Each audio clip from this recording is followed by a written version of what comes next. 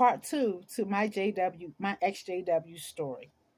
So where I left off before is regarding trusting the governing body with all this new light and not actually receiving information.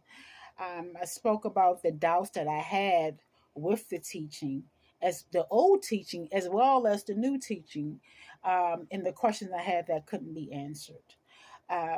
Within the congregation, I was labeled, I was marked unofficially. I believe I was marked unofficially. It was told to me that I was living a double life, which I wasn't. I was strictly, going by, the standards of the organization Jehovah. But because of my personality, in a sense that I keep to myself, I didn't really connect with the congregation. I never tried to be their friend. And so I kept to myself and I kept my business to myself. And so I guess that stirred up a frenzy as well. What is she doing and so forth. Um, and my reasons for doing that, my reasons for keeping to myself and not really trying to extend myself or friendship with the organization or the members of the congregation was because of the gossip. It's because of the gossip. If you tell someone something, it will get through the whole congregation. And as I mentioned, I say to myself, I used to go on the ministry with a couple of people, sisters in the congregation. For some reason, I'm saying hi and bye. I know everyone's in the congregation business. And so with that information, I knew I couldn't share my business. I didn't feel comfortable going to the elders with personal information and or help with anything, because for some reason, going to the elders, the information you share will be extended to the congregation. I don't know if through their wives. That's my assumption, through their wives, because they share information with their wives. But the entire congregation know. If someone became disfellowshipped, reproved publicly or privately, the entire congregation knows. And so, in talking about the disfellowship, reproving that process there, I always had difficulty with that, and I felt like a hypocrite when persons became disfellowship, that I will oftentimes speak to with hi goodbye, and I no longer spoke to them based on because they made a mistake. Everyone makes mistakes. You're supposed to forgive. Now, I never understood forgiving someone. They come to you, report their sins. They supposed to, when they do that to Jehovah, go to Jehovah, report their sins. Jehovah forgives automatically. But for some reason, this organization, you have to go through, hell and high water, when you sin, and we all sin.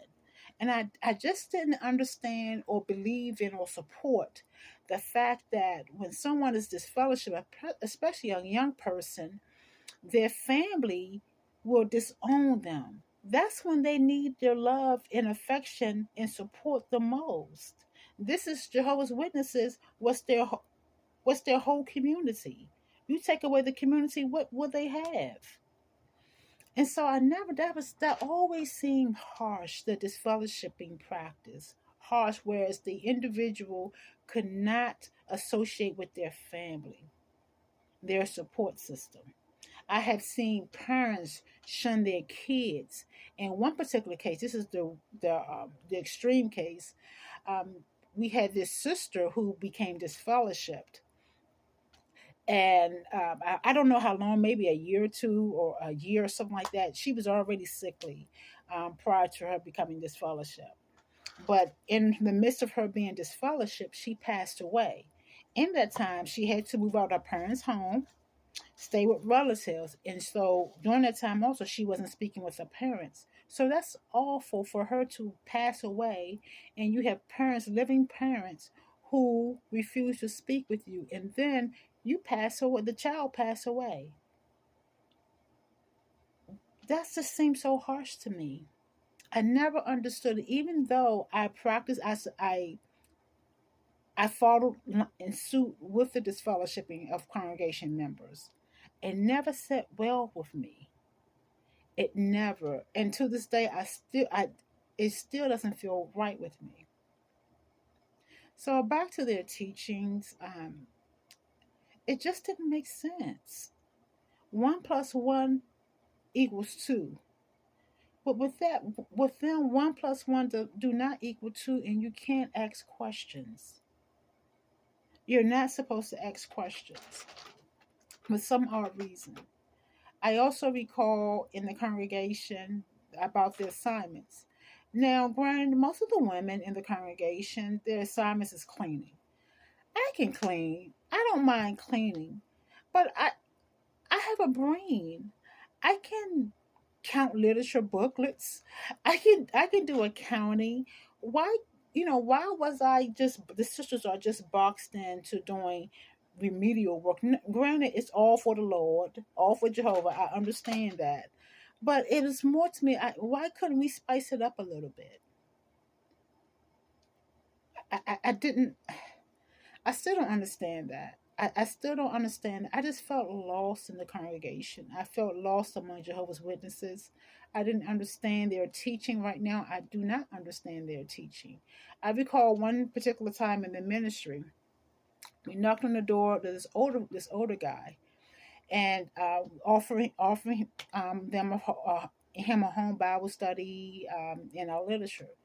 And the guy, he was very direct, very forthcoming. He said he was an older guy at the time. He had to be in his late 60s, early 70s, estimating.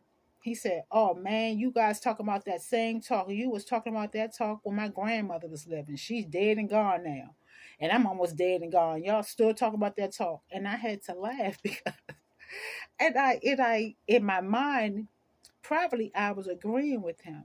Because a little back history, my grandmother, my mother's mother, she was studying with Jehovah's Witnesses at a time. She stopped.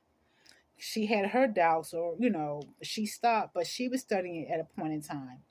Around that time, my grandmother was passed away, but she probably would have been about at that time maybe 100, 105, and they were still they were talking the same talk when my grandmother was studying as a young adult, and nothing happened. And so when the guy said that, I chuckled. I still chuckled. I chuckled a little because he was making sense. He had a valid point. We've been talking the same thing all these years, and nothing happened. I'm not saying nothing would never happen, but I started, the wheel started to turn. I'm putting my life on hold. I have aspirations and dreams that I'm putting on hold, waiting on something that I don't know when it's going to come. The organization got the dates wrong so many times, so you can't believe the dates. And of course, man do not know. But I'll place my life on hold at that.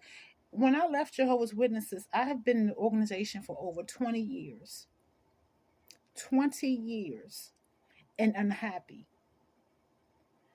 Didn't have the strength to leave, although my intuition told me this wasn't right. This wasn't my tribe. I didn't belong here. Didn't have the strength to leave.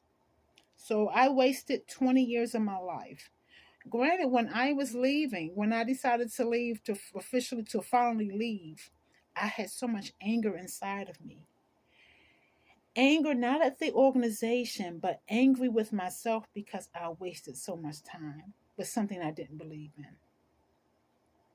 All the opportunities I could have had, that I had and could have had, that I didn't take, things that I didn't do.